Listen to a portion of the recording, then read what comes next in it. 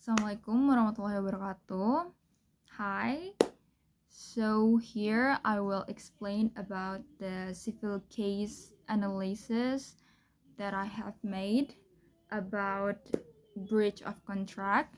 So the title is Analysis of Judgment number 361 garing PDT.G garing 2025 garing PN Bandung regarding breach of contract and funding agreement.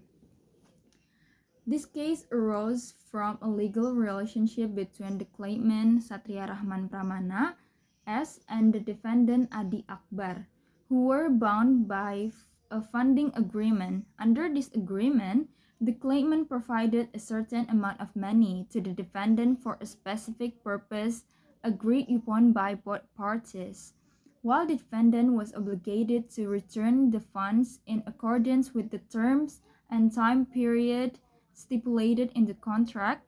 However, the defendant failed to fulfill his contractual obligation properly, resulting in financial loss to the claimant. Consequently, the claimant brought a claim before the Bandung District Court alleging that the defendant had committed a breach of contract. During the proceedings, the panel of judges examined both the documentary evidence and the oral testimonies presented by the parties. The claimant sought to prove that the defendant had received the funds as agreed but failed to fulfill his obligation to return them in accordance with the term of the contract. The defendant, on the other hand, denied several of the claimant's allegations, asserting that their relationship was not merely one of loan or financing, but involved other consideration.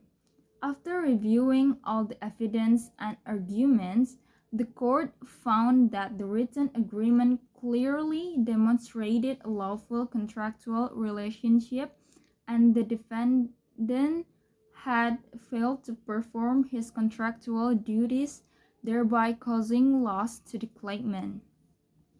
After careful consideration of the facts that evidence presented, the court concluded that the elements of breach of contract is governed by Article 1243 of the Indonesian Civil Code had been satisfied.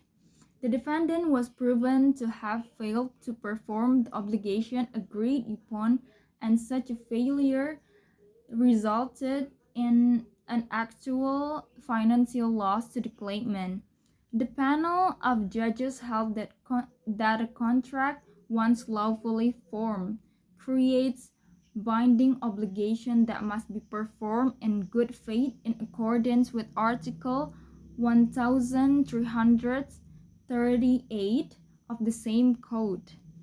Consequently, the court decided to partially grant the claimant's claim, declaring the defendant was in breach of contract and therefore liable to compensate the claimant for the losses suffered. So that's it. Thank you.